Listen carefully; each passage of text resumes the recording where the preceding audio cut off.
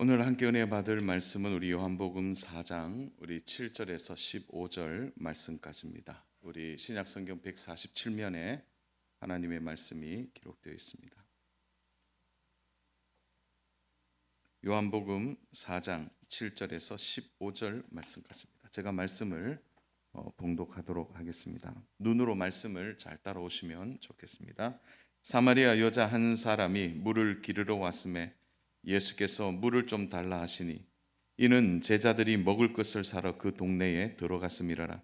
사마리아 여자가 이르되 당신은 유대인으로서 어찌하여 사마리아 여자인 나에게 물을 달라 하나이까 하니 이는 유대인이 사마리아인과 상종하지 아니함이로라. 예수께서 대답하여 이르시되 내가 만일 하나님의 선물과 또 내게 물 좀 달라 하는 이가 누구인 줄 알았더라면 내가 그에게 구하였을 것이요 그가 생수를 내게 주었으리라. 여자가 이르되 주여 물기를 그릇도 없고 이 운물은 깊은데 어디서 당신이 그 생수를 얻게 사옵나이까? 우리 조상 야곱이 이 운물을 우리에게 주셨고 또 여기서 자기와 자기 아들들과 짐승이 다 마셨는데 당신이 야곱보다 더 크니이까? 예수께서 대답하여 이르시되 이 물을 마시는 자마다 다시 목마르려니와 내가 주는 물을 마시는 자는 영원히 목마르지 아니하리니 내가 주는 물은 그 속에서 영생하도록 솟아나는 샘물이 되리라. 여자가 이르되 주여 그런 물을 내게 주어 주사 목마르지도 않고 또 여기 물 기르러 오지도 않게 하옵소서. 아멘. 오늘은 우리 지난주에 좀 이어서 그 종교인 우리 사마리아 여인에 대해서 함께 말씀을 좀 나누도록 하겠습니다. 우리는 지난 시간에 사람들의 시선을 피해서 밤에 몰래 예수님을 만나러 온 니고데모에 대한 이야기를 함께 나누었습니다. 니고데모는 종교적으로 도덕적으로 탁월한 사람이었습니다. 그러다 보니까 그가 큰 착각 속에 하나 있었죠. 자기는 하나님을 잘 믿고 있다는 생각 가운데 살았다는 거죠. 그래서 예수님을 만나면 한 수 더 배우려고 했던 마음이 그의 마음속에 가득했습니다. 그러나 예수님은 어떻게 말씀하십니까? 너는 다시 태어나야 한다. 다시 거듭나야 한다는 거죠. 이것은 니고데모의 생각과 마음을 완전히 깨트리는 것입니다. 한 번도 그런 생각을 해본 적이 없다는 거죠. 종교적으로, 도덕적으로, 윤리적으로, 사회적으로도 완벽하게 하나님을 믿고 있었다는 그에게 예수님은 하나님의 은혜가 아니면 너는 아무것도 할 수 없음에 대하여 다시 태어날 수 없음에 대하여 말씀해 주셨습니다.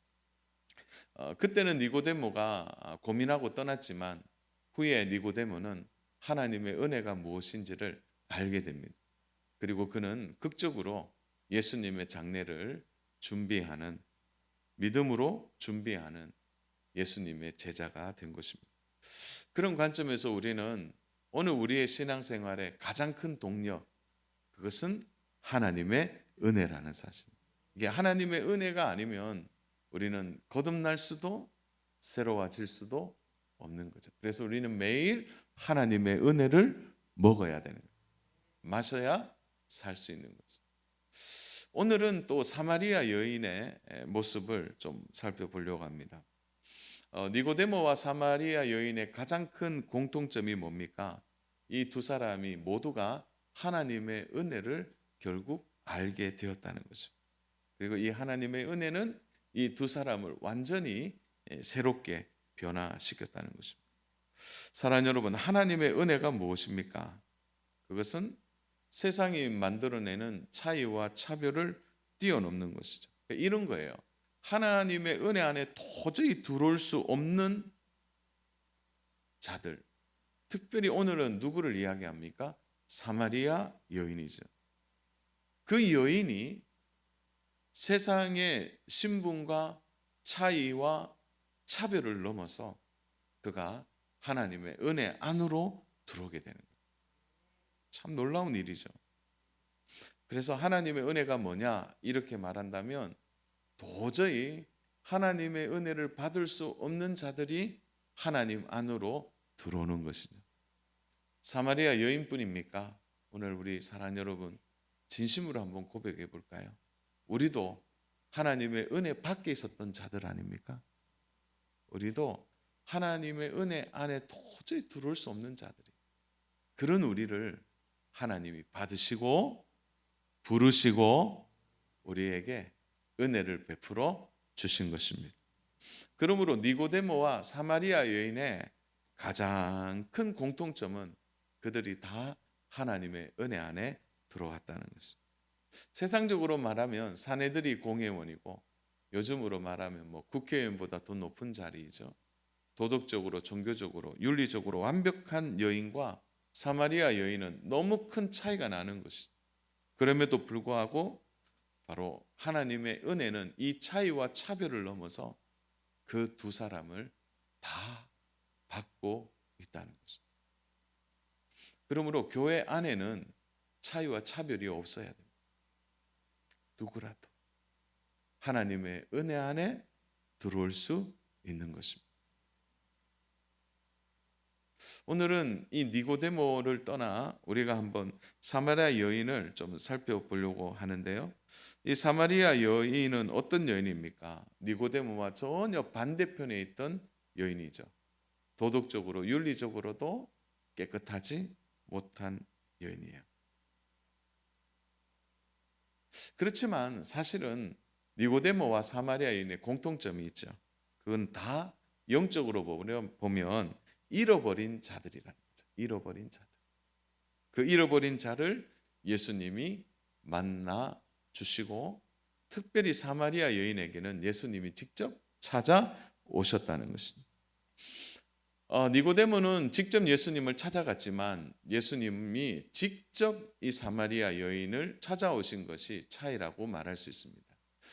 사마리아 성의 수가성은 예수님이 반나절을 꼬박 걸어서, 그래서 학자들마다 약간의 차이는 있지만 적어도 4시간을 쉬지 않고 걸어야 할 거리, 6시간을 쉬지 않고 걸어가야 할 거리라고 말해요.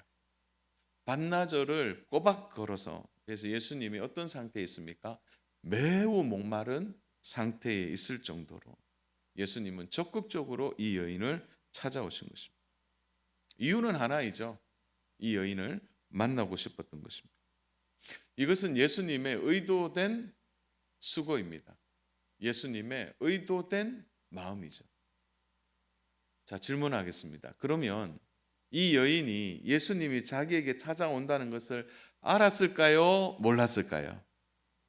몰랐죠. 몰랐습니다. 이 여인은 전혀 알지 못했다는 것이죠. 하나님의 아들이신 예수님이 이 땅에 오실 때 세상은 그 어느 누구도 관심을 갖지 않았습니다. 예고된 메시아의 오심이지만 세상은 고요했고 세상은 너무나 조용했습니다. 사랑하는 여러분, 하나님의 은혜가 뭔가요? 은혜라고 얘기하면 막 복잡하게 생각할 수 있는데요. 진짜 하나님의 은혜가 뭐냐? 이렇게 묻는다면 나는 모르는데, 나는 전혀 모르는데 예수님이 나에게 찾아오신 것, 이것이 하나님의 은혜예요. 2000년 전에 이미 우리에게 하나님은 하나님의 은혜가 무엇인지를 가르쳐 주셨죠. 우리가 전혀 의식하지 못했지만 하나님의 아들이신 그분이 이 땅에 나를 위해 오신 것입니다. 그러므로 이 땅에 사는 모든 자들은 하나님의 은혜를 받은 자들이에요. 그것을 알지 못할 뿐인 것입니다. 사랑하는 여러분, 우리가 예수님이 나에게 찾아오실 만큼 준비되어 있었습니까? 처음 우리가 예수님을 믿었던 때를 한번 상상하고 생각해 보세요. 그때 우리가 예수님을 만날 만큼 잘 준비되어 있습니까? 전혀 아니죠. 일방적으로 나를 찾아오신 예수님이세요. 내가 준비되어 있지 않음에도 불구하고. 그러므로 은혜는 뭐냐? 바로 내가 준비되지 않았지만 나를 위하여 주님이 찾아오신 것을 믿는 그것이 하나님의 은혜라는 거예요. 그래서 오늘 여기에 계신 모든 분들, 저를 포함해서 다 하나님의 은혜를 입은 자들입니다. 내가 원치 않거나 내가 준비되지 않았음에도 불구하고 일방적으로 주님이 나를 찾아오신 것입니다. 예수님은 이 여인을 일방적으로 만나기 위하여 당시에 중요한 금기 두 가지를 깨뜨렸어요. 하나는 공공장소에서 여인에게 말을 건 것입니다. 또 하나는 유대인인 예수님께서 사마리아 여인에게 말을 건넨 것이죠. 사실은 말을 건넨 예수님 앞에 여인은 처음에 무례한 대답을 하고 있습니다. 그럼에도 불구하고 예수님이 이 여인과의 대화를 놓지 않는 이유가 무엇입니까? 바로 이 여인에게 있어서 해결되지 않는 간절한 목마름이 있다는 것을 예수님이 아셨기 때문에 무례함에도 불구하고 금기를 깨면서까지 이 여인에게 찾아오셔서 만나주고 계신 것입니다. 사랑하는 여러분, 예수님이 오늘 우리에게 오신 가장 큰 이유가 여기에 있어요. 그것은 우리의 목마름입니다. 목마름. 영적인 목마름이죠. 우리 15절을 우리 같이 한번 큰 목소리를 읽겠습니다. 15절 시작. 여자가 이르되 주여 그런 물을 내게 주사 목마르지도 않고 또 여기 물 기르러 오지도 않게 하옵소서. 여인이 살았던 수가성에서 야곱의 운물 가까이에는 약 한 2km 정도 됩니다. 그러니까 왕복하면 4km 정도죠. 절대 작은 거리가 아니에요. 그것을 물을 지고 오고 왔다 갔다 하는 일은 쉽지 않는 일입니다. 그런 여인에게 예수님은 어떻게 말씀하십니까? 너가 물을 지고 왔다 갔다 하는, 그래서 해결되는 목마름이 아니라 너에게 영적 목마름이 있다는 것을 분명하게 말씀해 주고 계십니다. 사랑하는 여러분, 우리가 모두가 하나님의 은혜 안에 들어와서 지금 예수님을 믿고 있지만 우리에게도 이런 목마름이 있는 거죠. 이런 목마름이 있습니다.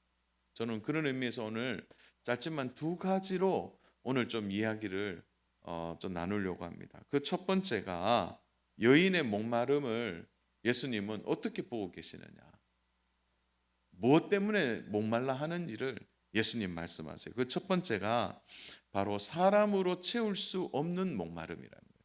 사람으로 채울 수 없는 목마름.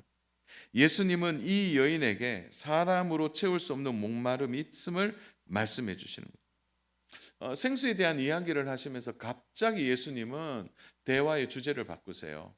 얘기하세요. 어떻게 얘기합니까? 내 남편을 불러오라고 얘기합니다. 16절 보십시오. 이르시되 가서 내 남편을 불러오라. 아니, 생수를 달라 했는데 갑자기 남편을 불러오라는 거예요. 생수와 남편이 어떤 관계가 있는 것입니까? 이 여인에게 가장 큰 목마름은 결국 남편이라는 사람에게서 온 것을 예수님이 말씀하시는 것이죠. 사랑하는 여러분, 여인은 살아가면서 가장 큰 소원이 하나 있었어요. 그것은 좋은 남편을 만나는 일입니다. 이 여인의 인생이 왜 꼬였습니까? 왜 사람들의 시선을 피해서 낮에 물을 기르러 와야 합니까?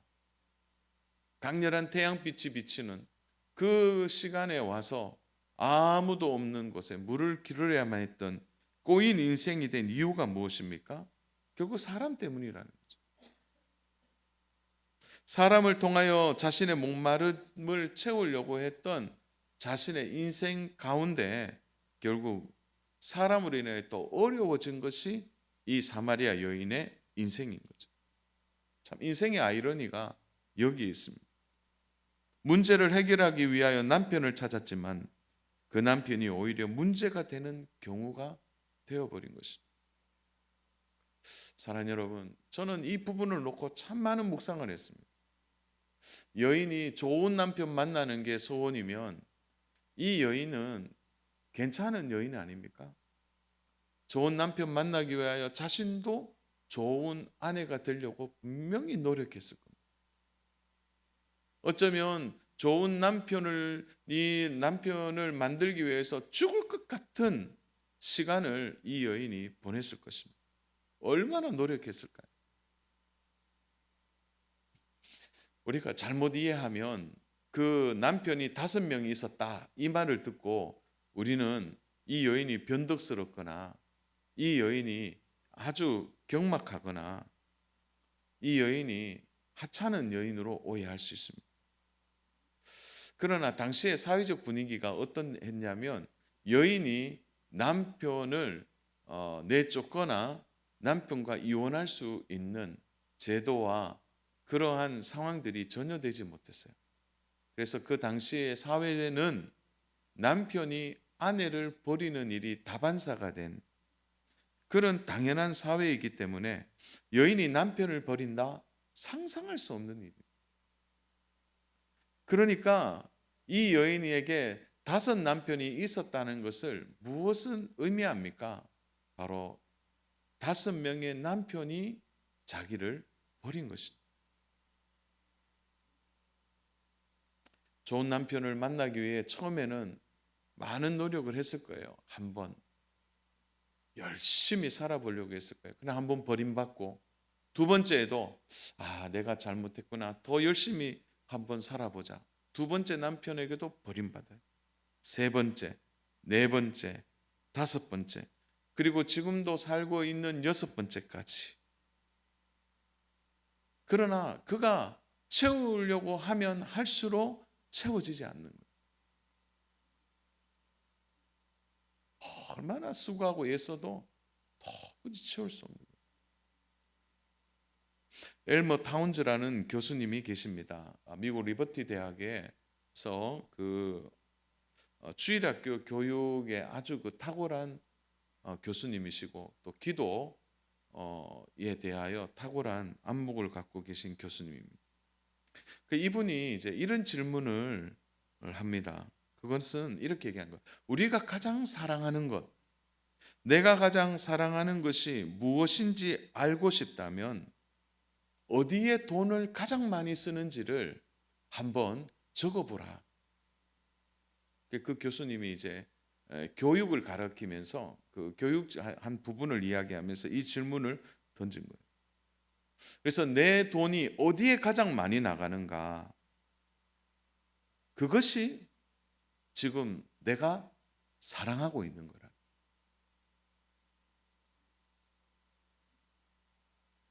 하나님을 사랑하고 주를 위하여 봉사한다고 말하는데 정작 그 돈이 하나님을 사랑하는 일에 또 주님을 위하여 봉사하는 일에 쓰이는 영역보다 더 많이 쓰이는 영역이 있다면 그것은 하나님을 사랑하는 것이 아니라는 거예요.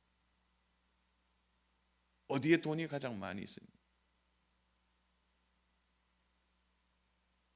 저도 한번 말씀 준비하다가 어디에 가장 많이 쓰이지 하고 한번 해봤어요. 그래 보니까 저희 가정은 교육비하고 식비가 비슷하게 나가더라고요. 근데 식비가 많이 나가는 데는 이유가 있어요. 저희가 사춘기가 3명이 많이 먹어서 나가는 거예요. 그러나 한 번 더 곰곰하게 한번 생각해 봤어요. 어디에 가장 많이 나가는가?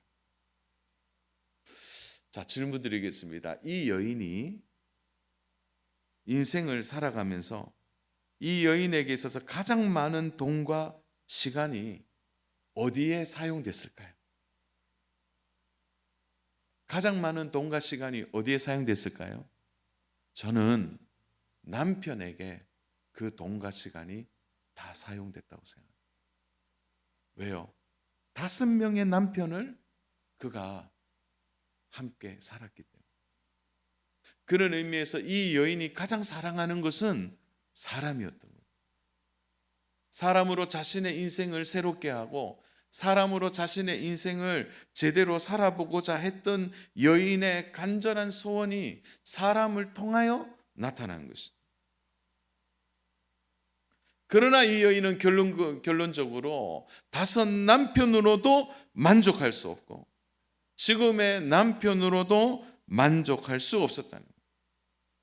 인생의 참된 만족이 사람에게서 오는 것이 아니라는 것을 예수님께서 생수 이야기를 하시면서 내가 영원히 목마르지 않는 생수를 너에게 주고 싶은데 남편을 데려오라는 거예요.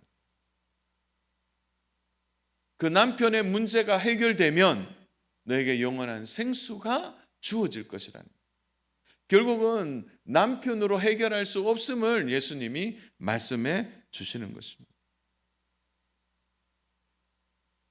사랑하는 여러분, 오늘 이 말씀이 오늘 사마리아 여인에게만 주시는 말씀이 아니에요. 오늘 우리도 하나님, 나는 하나님의 은혜가 필요하고 나는 하나님의 은혜 속에 살고 싶고 나는 어떻게 하든지 나도 목마르지 않고 영원한 생수를 매일매일 벌컥벌컥 마시면서 살고 싶습니다.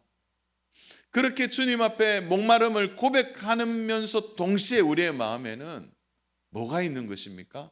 그 목마름을 사람을 통하여 채우고 사람을 통하여 만족하려고 하고 사람을 통하여 우리에게 세상에 대한 안정감을 얻으려고 하는 그런 마음이 우리 안에 있다면 우리와 사마리아 여인이 무슨 차이가 있겠습니까?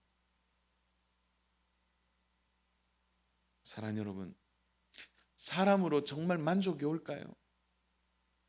제대로 좋은 사람 만나면 우리의 이 목마름이 해결이 되는 것입니까? 오히려 사람으로 인하여 더 목마른 것이 우리의 실체요, 우리의 모습입니다. 사랑하는 여러분, 우리는 매일 어리석음 속에 그 길을 걷고 있습니다. 그 목마름의 문제를 사람을 통하여 해결하고 또 해결하려고 하는 것입니다. 때로는 지나친 의존을 통해서 우리가 그 사람으로 인하여 얻고 힘을 얻고 살아가려고 하지만 여지없이 깨어지는 것이 우리의 인생길입니다. 주 안에 사랑하는 여러분, 오늘 예수님은 분명하게 여인에게 말씀하십니다. 사람으로 그 목마름을 해결할 수 없다는 것입니다. 그렇다면 사람이 아니라면 우리가 그 목마름을 해결할 수 있는 방법이 누구입니까? 바로 영원한 생수를 주시는 예수님을 우리가 그 예수님을 받아들이고 그 예수님이 주시는 은혜를 매일매일 먹고 마셔야 진정한 회복과 진정한 삶의 기쁨이 우리에게 오는 것입니다. 사랑하는 여러분, 사람으로 목마름을 해결하지 않기를 다시 한번 결단하시고 오직 주님, 오직 예수님으로 우리의 목마름이 해결하는 믿음의 중심이 있기를 주님의 이름으로 축복합니다. 또 하나는, 두 번째로는 여인의 목마름은 종교적 무능력을 그대로 보여주고 있다는 거죠. 여러분, 니고데모에게 함정이 무엇이었습니까? 나는 종교적으로 열심을 내고 도덕적으로도 아주 잘 살아간다. 그러니까 어떤 의미에서 보면 니고데모는 걸어다니는 종교적 흔적이라고 말할 수 있는 거죠. 그런데 니고데모의 한쪽 마음에는 깨달음이 없어요. 이 정도면 됐다. 그것은 니고데모가 믿고 붙들고 있는 그 종교의 무능력이 얼마나 깊게 자리 잡고 있는지를 보여주는 거죠. 니고데모는 착각하고 있었던 거죠. 이것이 얼마나 무서운 것인지 모릅니다. 이 여인에게도 이러한 종교적 묶임은 그의 삶을 더욱더 목마르게 만들었다는 거죠. 사랑하는 여러분, 이 여인이 살고 있는 지역을 좀 유심히 좀 봐야 하는데요. 그 지역은 다 종교적 흔적을 가진 곳이었습니다. 우리 5절 6절 한번 보겠습니다. 5절 6절 우리 같이 한번 읽어볼까요? 시작. 사마리아에 있는 수가라는 동네에 이르 야곱이 그 아들 요셉에게 준 땅이 가깝고 거기 또 야곱의 운물이 있더라. 예수께서 길 가시다가 피곤하여 운물 곁에 그대로 앉으시니 때가 6시쯤 되었더라. 자, 여기에서 야곱의 신앙과 축복이 담겨 있는 땅에 여인이 살고 있어요. 야곱의 운물이 있는, 야곱의 운물은 무엇을 상징합니까? 축복의 근원을 상징하는, 그곳에 살고 있어요. 더군다나 그는 바로 가까운 축복의 산이라고 말하는 그리신산의 성전이 그곳에 있었습니다. 보세요. 온통 주변에 종교적 상징과 종교적 유물이 가득한 곳이에요. 그런데 이 여인의 목마름을 해결했습니까? 여인이 예수님을 만나서 얘기하는 거죠. 너무 종교적으로도 목마른데 어떻게 해결할 수 있겠습니까? 그러면 예루살렘 성전에 가서 예배하면 해결됩니까? 그렇게 물었다는 거죠. 그러나 예수님은 뭐라고 얘기합니까? 그런 종교적 열심이나 종교적 흔적과 유물이 남아있는 그곳에서는 결코 목마름을 해결할 수 없다는 거예요. 왜 그렇습니까? 죽은 신앙이기 때문에.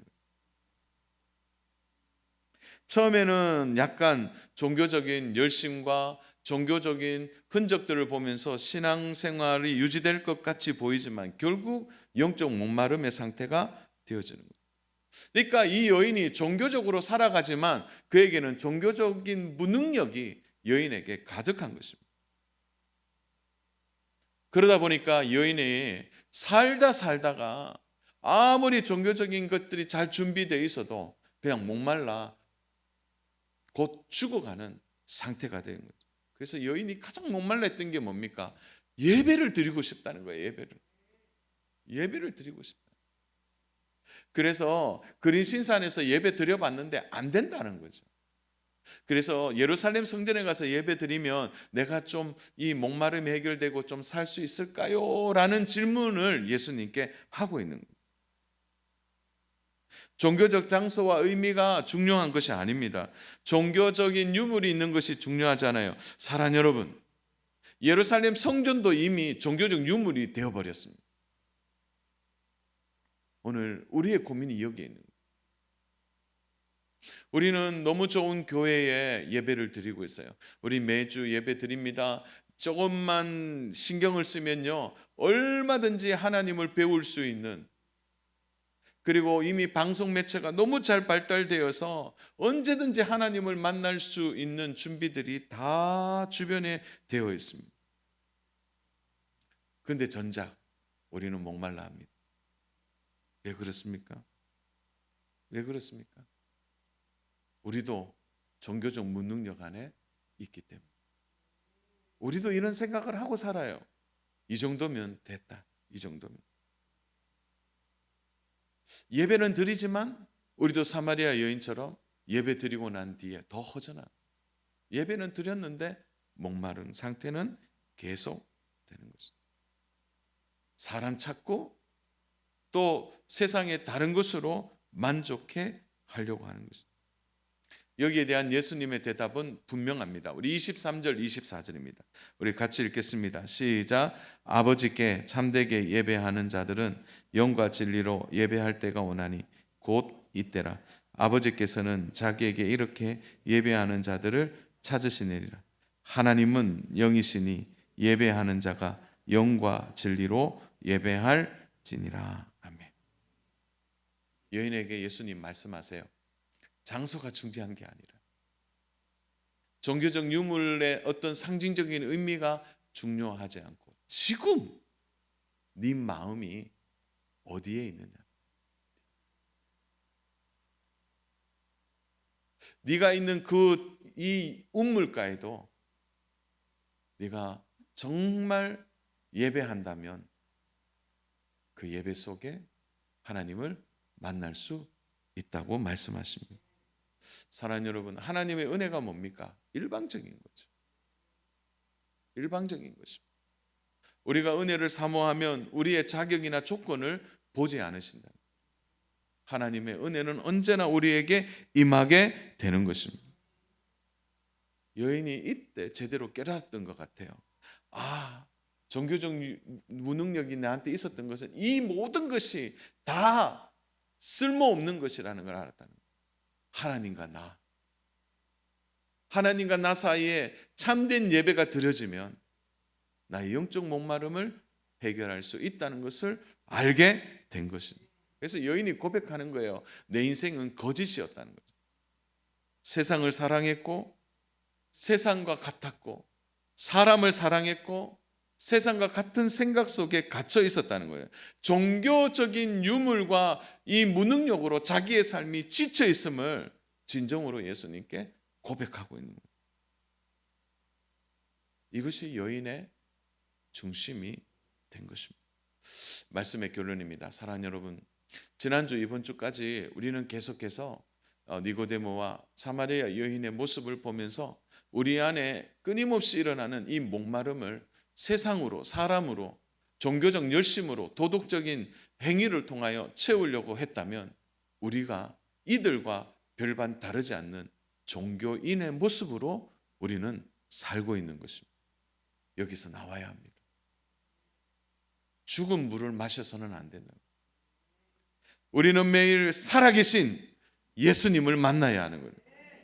살아있는 생수를 벌컥벌컥 마셔야 살게 되는 것입니다. 바라기는 사랑하는 여러분, 매일매일 예수님을 초청하십시오. 예수님을 요청하십시오. 거기에 살 길이 있는 것입니다. 요한복음 14장 6절은 너무나 유명한 구절이죠. 우리 모두가 아는 구절입니다. 우리 같이 고백할까요? 예수께서 이르시되 내가 곧 길이요 진리요 생명이니 나로 말미암지 않고는 아버지께로 올 자가 없느니라. 우리는 이 말씀을 읽고 선포할 때마다 우리 안에 이런 생각을 갖고 있었어요. 아, 예수님은 길이요 진리요 생명이지. 그래서 이 말씀을 어떻게 적용합니까? 주로 불신자들에게 적용해요. 그래, 예수님을 믿으면 예수님이 길이야. 예수님을 믿으면 생명이 되고 예수님을 믿으면 진리 가운데 가게 돼. 그래서 우리는 이 말씀을 읽을 때마다 안 믿는 사람들, 불신자들이 이 말씀을 받아야 된다고 생각해요. 그러나 예수님이 이 말씀을 하실 때 이 말씀을 주신 대상이 누구입니까? 우리 요한복음 14장 5절을 보십시오. 우리 14장 5절 같이 읽겠습니다. 도마가 이르되 주여 주께서 어디로 가시는지 우리가 알지 못하거늘 그 길을 어찌 알겠사옵나이까. 도마가 얘기하는 거예요. 주님 가시는 길을 모르겠다는 거죠. 우리가 그 길을 알지 못한다고 했을 때 예수님께서 도마에게 하신 말씀이에요. 예수님의 제자에게 하신 말씀입니다. 사랑하는 여러분, 오늘 예수님이 우리에게 주시는 이 말씀이 똑같아요. 내가 길이요 진리요 생명이니 하나님의 은혜가 아니면 하나님께로 올 자가 없다는 거예요. 이 말씀은 불신자들에게 적용되는 말씀이 아니라 나에게 주시는 말씀이에요. 사랑하는 여러분, 오늘 우리가 예수님을 길로서 만나셔야 돼요. 진리로서 만나셔야 됩니다. 생명으로서 만나셔야 돼요. 그래야 우리가 목마르지 않고 영원히 갈증이 없는 이 생수를 먹고 마시며 살아가게 되는 것입니다. 교회로 오실 때 무엇이 방해가 됩니까? 우리가 생수를 마시는데 무엇이 오늘 우리의 인생의 길에서 우리를 막고 있습니까? 나의 목마름을 혹시 사람으로 채우려고 하진 않습니까? 나의 목마름을 세상의 다른 방식으로 종교적 열심으로 채우려고 하고 있지는 않습니까? 안 돼요. 사랑하는 여러분, 하나님의 은혜만이 우리의 목마름을 해결할 수 있습니다. 그래서요, 어제도 은혜고 오늘도 은혜고 내일도 하나님의 은혜가 필요합니다. 진심으로 사랑하는 여러분, 하나님께 나아가기를 간절히 소망합니다. 하나님의 은혜로 충만해지기를, 그래서 매일매일 시원한 영원한 생수를 먹고 마시고 살아가는 저와 믿음의 성도님 모두 되시기를 주님의 이름으로 축복합니다. 축원합니다.